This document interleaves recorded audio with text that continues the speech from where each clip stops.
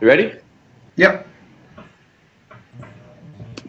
Ladies and gentlemen, welcome to our research discussion on the factors that influence the health and lifestyle of culturally and linguistically diverse individuals within the Australian society. Over the last 10 years, the prevalence of overweight and obesity has been increasing in Australia. Obesity, defined by Cameron 2013, is a state of being over a normal weight and having large amounts of body fat. According to Cameron 2013, there is a major link between obesity and early preventable deaths in Australia. Individuals suffering from obesity are likely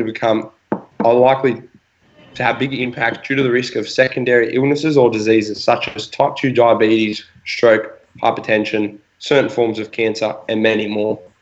According to Olsen 2009, Australia has the fifth highest obesity rate in the world, with culturally and linguistically diverse individuals responsible for 25% of this ranking. Culturally and linguistically diverse individuals is a term given to ethnic communities, generally expressed as those born overseas in other countries other than those classified by the Australian Bureau of Statistics as predominantly English-speaking.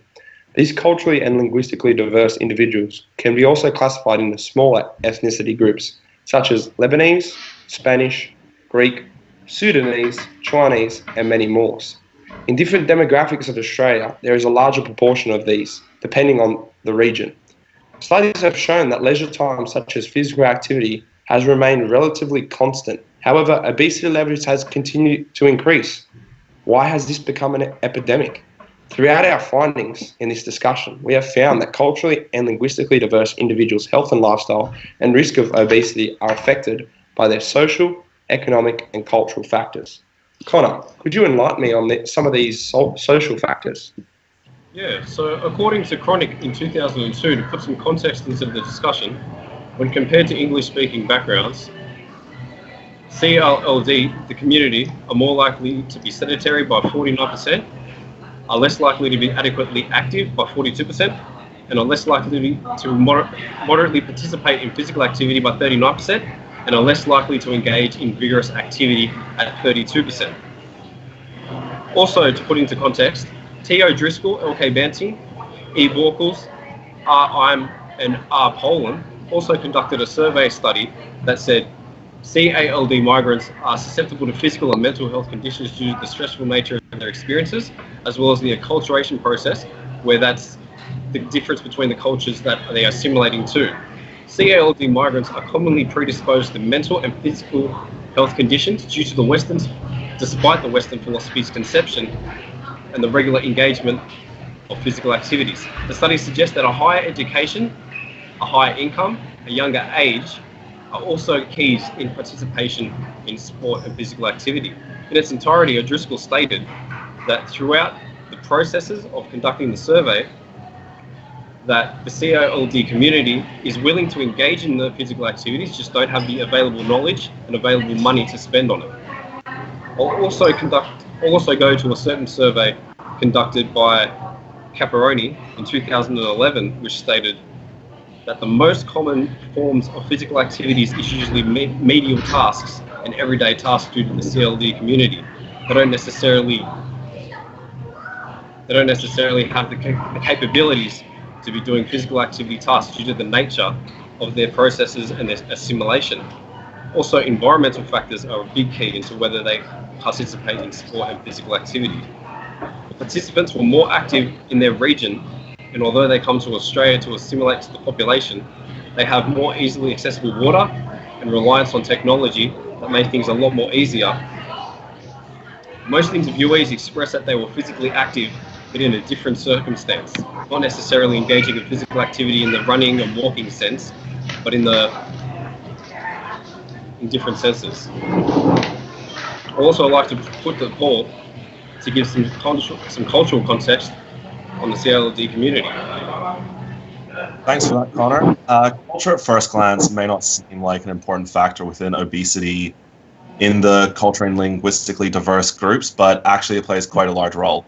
An individual's eating and physical activity habits are going to be highly affected by the culture that they come from. The main difference when it comes to obesity between different cultures is the view that it is a chronic disease or it isn't. Several culturally and linguistically diverse groups do not view being obese as a chronic disease, whilst the majority of Australian-born Anglos do view it as a chronic disease. The two main migrant groups that do not view this as an obesity epidemic are Africans, specifically sub-Saharan Africans, and Indians. Renzaho in 2009 states that Ethiopian groups within Australia do not view obesity as a chronic disease. Instead, they actually view it as pride, a sense of pride, and even health issues that come along with obesity, such as diabetes, they don't view as a disease. They actually view diabetes as coming from psychological issues such as stress and worry, and actually from being too wealthy. He also attempts to understand the high rates of obesity for sub-Saharan Africans in Melbourne and came to the conclusion that one of the main reasons that they view obesity was it is a sign of pride within their culture rather than a sign of disease. African parents mostly express pride with their children's accelerated weight gain and seeing that as a job well done rather than a disease or anything like that, and they see that as a sign of prosperity as well. This could be from the fact that many sub-Saharan African migrants come from impaired nutritional environments characterized by a high rate of undernutrition. According to Renzaho in 2009, 32% to 45% of sub-Saharan African migrants are underweight, while 30% to 62% are considered stunted. Due to the accessibility of food in Australia, African parents are able to help their kids fit the preferred culture's view of an accepted body image, which to them is a bit overweight. While African parents may still believe that bigger is better, many African teens are starting to buck their parents' ideas of a healthy body. Women are starting to show a higher rate of succumbing to Western body images, and males are slowly starting to succumb to it as well. This has created an intergenerational conflict between the parents and the children, especially within African parents. Food is an integral part of sub-Saharan African culture. For these migrants, food is culturally constructed and used to achieve culturally desired nutrition outcomes and reinforce cultural values. Sub-Saharan African migrants have the belief that if they ever return to Africa with their children, they are expected to be overweight, which implies to them they've had an easier and better life. For younger African migrants, they are still highly impacted by their parents' decisions. Griffith in 2014 states that sub-Saharan African parents' BMI is directly related to their kids' BMI. So therefore, if the parents' BMI is high, kids' BMI is likely to be high as well. However, this changes when the kids reach 12 years old. As Griffith states, that around 12 years old is when children begin to start developing their own beliefs on cultures in which they prefer to adhere to. So after that point, it gets a little bit different when it comes to BMI and parents. But before that, between the ages of 3 and 12, most kids will pretty much mirror their parents' BMI weights if they are from the culturally and linguistically diverse group. The Indian culture also places a great amount of pride and social standing in the size of your waistline. While this is changing with the younger generations, it is still generally seen in Indian culture that if you're overweight or obese, you are considered wealthy. Sjostedt in 1998 discusses in his article that wealthy Indian families have no real tradition of sport or physical activity. Majority of Indian migrants came from middle to high economic backgrounds and have in turn been raised to believe that obesity is not a chronic disease but a sign of their wealth. Just like with the sub-Saharan African migrants, there is an intergenerational gap developing between the younger and older generations of Indian migrants. Subject to more exposure to Western media and culture, the younger generation of Indians are starting to shift to a more Western body image, just like the sub-Saharan African adolescents. Another large cultural difference between culturally and linguistically diverse migrants in Australia is the difference in religions. Culturally and linguistically diverse migrants come from all over the world and bring their religions with them to Australia. With the majority of the Anglo-Australian community generally following one religion, Christianity, there are not many barriers to sport or physical activity. However, other religions may place constraints on certain types of physical activity. Capricorn in 2009 discusses the barriers facing followers of the Muslim faith. The Muslim community exemplifies the need for cultural sensitivity as many of their religious practices and traditions have a particular influence on the physical activity behaviors. Many individuals of Muslim faith interpret scriptures of the Quran as prohibiting physical activity for women. Many cultural and linguistically diverse migrants that come from Muslim-dominated countries still pray 5 times a day and practice Ramadan. These two religious services make it highly difficult to play an organized team sport or perform physical activity, However, despite this is not a complete barrier. It is imperative that health professionals who work with cultural and linguistically diverse groups acknowledge cultural diversity, display a caring attitude, and place the individual at the center of the program development so that it respects their cultures as the participant. These cultural factors, which link into the social factors, also contribute to economic factors that culturally and linguistically diverse individuals suffer. Lachlan, could you elaborate on these economic factors? Thanks, Paul. So as we've seen, social and cultural factors play a huge part, and culturally and linguistically diverse individuals main link to obesity is due to their economic circumstances. Some of these economic circumstances include their education, employment, housing, income, and access to different services. Due to many of these culturally and linguistically diverse individuals coming from non-English speaking backgrounds, it is often really hard for them to understand different terminology whilst purchasing food at supermarkets and reading and understanding nutritional value. Throughout the 2010 Queensland Health Inquest into engaging culturally and linguistically diverse individuals, one key thing that emerged from its results was the need to make this information available in other languages for communities. However, according to Queensland Health 2010, there's been a huge increase in the display of multiple languages on foods, products, and health services, depending on the ethnicity, group, or location. For example, a highly populated Lebanese area, such as Lakemba, now have health services and food labelled in Arabic, whilst food sold predominantly in Asian cultures have them labelled in Japanese, Chinese, Vietnamese, and multiple Asian languages. Although Australia has put more resources and effort into this information being available in multiple languages for culturally and linguistically diverse communities, there is still areas of education lacking. A study into the participation in sport found that only 17.4% of non-English speaking individuals engage in sport and physical activity. Considering that majority of culturally and linguistically diverse individuals of Australia are from a refugee background, language barriers are a significant factor into the risk of obesity. If an individual has an inability to confidently read, talk, or comprehend English, that is a major barrier into accessing physical health programs and facilities. This has often altered many individuals from participating in some of these physical activities in a group circumstance. In the 2010 Queensland Inquest, they found many culturally and linguistically diverse individuals, such as Spanish, Arabic-speaking, Greek, and Vietnamese, not participating in minimal to no physical activity due to the fact they found it very hard to engage with the other people in the community. More results from the 2010 Queensland study of engaging culturally and linguistically diverse individuals found providing more education to these groups is a vital strategy to combat this education. The main avenue for education was highlighted as schools to engage children at younger age groups and hopefully take this home to share their knowledge with their family or use it later in life. With many of these culturally and linguistically diverse individuals being refugees whom arrive in Australia with very few possessions or financial assets, it's often very hard for them to have much money to participate in sport, eat the right foods, and be considered healthy in a developing country. According to Cyril, 2017, the high cost of sport is often a distant luxury due to the costs associated with club and representative sport is often beyond means for these refugee families.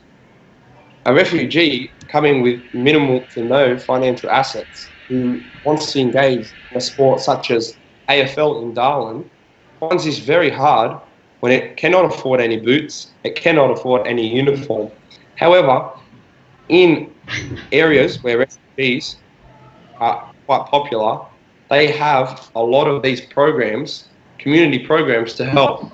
For example, in Northern Territory, predominantly Darwin, there is a huge program running with the AFL communities and the National AFL Code in Australia to promote physical activity through the sport of AFL and healthy lifestyle for these predominantly Aboriginals and other refugees. Culturally and linguistically diverse individuals' housing and living conditions are dependent on the previous economic factors I've just spoken about. Their education, employment, income, what money do they have? According to Cyril 2017, many culturally and linguistically diverse individuals come from a refugee background and are put immediately into housing commission by the Australian government. Predominantly, these housing commissions are in rural areas. In these areas, physical activities, facilities, or any physical activity is another luxury. In comparison, those individuals who are not refugees also live in poor housing conditions due to having poor education, which leads to low income due to poor employment. An individual that struggles to understand English, interpret it, and communicate with other people in a working environment is often given low-level jobs, which in turn has low income and not providing enough for their family. These socioeconomic factors vastly affect the culturally and linguistically diverse individual's circumstance and affects their health and lifestyle. As their health and lifestyle is decreased, this also enhances the risk of obesity. The Australian government are not doing enough in this aspect to give more education to culturally and linguistically diverse individuals, because education is key. Without education, they won't have a good job, they won't have good income or good housing. They also won't have access to different services. Culturally and linguistically diverse individuals' housing location or housing situation vastly affects their access to different services. With many of these culturally and linguistically diverse individuals being refugees, according to Thor 2005, throughout the 2010 Queensland Inquest, they identified some major access barriers to participating in physical activity. These included the high cost of sport, lack of transport, and lack of time to participate.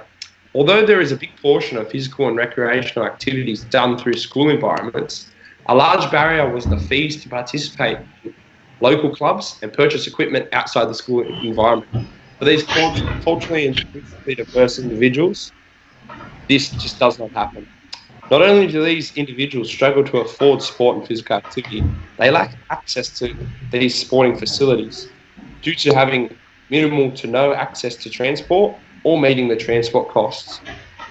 For some of these individuals who live in regional areas, public transport infrastructure may be scarce or limited, and according to Cameron 2013, sporting facilities which are not located close to public transport are inaccessible to the culturally and linguistically diverse individuals.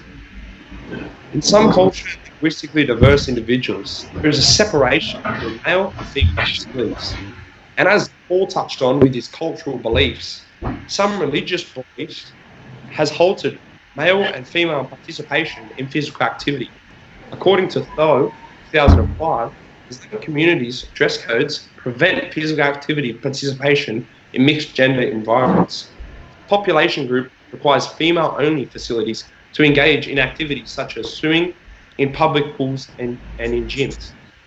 Although I believe Australia has made a major impact into addressing this mixed gender environment in physical activity participation in an adult, I don't think they have done enough.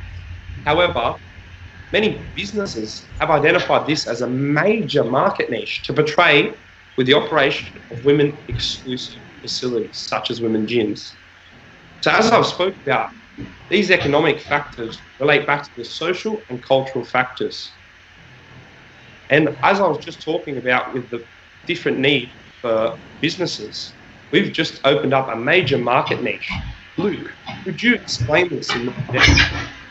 Sure, Lachlan. So to do with the businesses, the business aspect, businesses will often employ applicants from CALD backgrounds due to their multicultural experience. So some examples of this would be Australian banks and businesses often employ people who could speak different languages, such as Asian languages, and more. And also, for another example, if you run an organic produce store, the small farming background of some CLAD migrants would be a much more benefit when talking about their produce rather than someone that comes from a more rural and more city-based area. Unfortunately, when talking outside employment in those areas, CLAD people come up with come to a few barriers when it comes to employment. These include overseas qualifications, a lack of local work experience, mainstream employment services, English working skills that require that they might not have access to, and also, unfortunately, in this day and age, employment discrimination is still a very, very, very big thing that you can't look by. But looking back on it now, the government has used this to... Sorry, one second. Sorry. Coming from businesses and transitioning into government, it's important to note that a quote from Wando and Taylor says that a lot of CLD families claim that when you were talking about the physical activity and the health aspects, that they get most of their knowledge from TV and not from good, decent sources. And to carry on to a quote from Waters, this is why CALD communities are much high risk because of lack of information. In turn, the government has done about this is they've implemented several policies and programs in order to give opportunities for CALD communities to become more active and to become more healthy. So a couple of examples of these would be the refugee basketball program, which they implemented, which aims at more the young area of the CALD community to participate in organised sport and leadership initiatives. And it also supports them by providing uniforms, coaching, equipment, and as you said, transport, which is sometimes an issue when it comes to sporting with CALD communities. This program, while it was originally targeted for refugee youth and CLAD youth, nowadays it's more expanded into non-refugee and migrant backgrounds in order to have that mix of culture between the two. So having a mix of people from CALD areas and people from not CALD areas in order to create a more community-based program. Another example is Football United, which provides the humanitarian refugees with a foundation and an opportunity for them to overcome the barriers that currently stop them from participating in normal mainstream sport. This include, they do this by including weekly football matches, again with the other program, leadership programs as well, community partnerships, and more research into the aspect that prevents CALD communities gaining more access to gaining access to health, knowledge, and physical activity. So the government also, while implementing these programs, have also created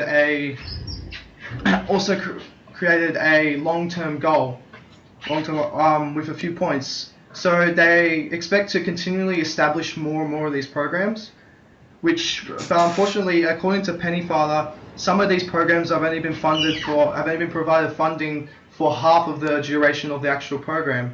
So while the government is taking steps, it's not funding it for the whole way. It's not funding it for the whole thing, which is seriously an issue. But the other aspects that they're trying to implement is they're keeping the expectations of the programs very modest. So they're not expecting automatic high perfect results. They're keeping it at a level playing field for now, and they expect to build on that as it goes. They're also maintaining communication, so they're keeping everyone updated. They're maintaining communication between the program leaders and the government themselves, and making sure that they're doing what they can to increase activity in these programs. They're also providing incentives. So providing incentives, they're providing volunteer opportunities for people from CALD communities, as well as employment opportunities. And they would more prefer to employ people from the same community, as they would probably have a more benefit and more connection with the participants in the programs. And this comes to the next point, support of the staff, officials and players. So this carries on into the last point I was saying, by supporting the locals from those communities, by giving them volunteer opportunities, employment opportunities, and just community growing opportunities. And also the opportunity for training in different areas. So as I said once again, to the volunteer aspect, it gives people opportunity to gain workplace skills that they wouldn't be able to get anywhere else, even if it's not paid, even if it's volunteered. So that's what the government's doing, as I said. But as I said, it's a work in process, and it can continue over a brief period of time. So to wrap up, I feel like we've established that this CLAD has its ups and downs, and definitely has room for improvement, but nothing is done overnight, and the process, while it is long, each little improvement is always a win. if I can just get a basic point out. Yep. Also, to use a very basic example, if you were to use the women's population in the Muslim community, some solutions could possibly be you could use to facilitate around them. You could use suggesting that the religious requirements are also very much in place, a strict no male policy, also present appropriate timed events and uniform requirements. I think the most important aspect is to make them feel included, and inclusiveness. So clothing requirements is also a very big point. Also the implementation of a transnational athlete, which basically is a national athlete that comes from a community background that may be getting into the population, maybe getting into the community and expressing their interest in the physical involvement and the health aspects, that some things that sometimes you do need to be physically active, not just because of the health benefits, but also socially, well-being, physically, mentally, and also spiritually, which is a very big point in CALD community. Spiritual health is very much important as physical education and health as well.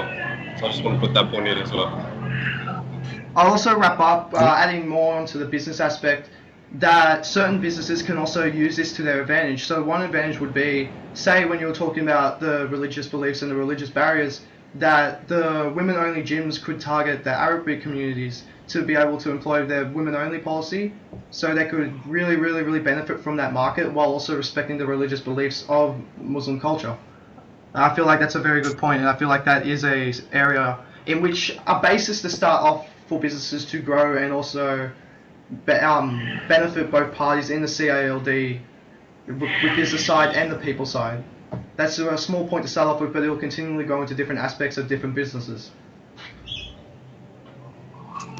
All right, guys, thanks for listening. Hopefully we were able to cover most of the things on obesity in culturally and linguistically diverse groups within Australia and how they can tackle those issues. It's not going to be an easy step for them to take, but hopefully with the right implementation of policies in place, they can achieve it in the long run. All right? Thanks, guys. Thanks, guys. Thanks.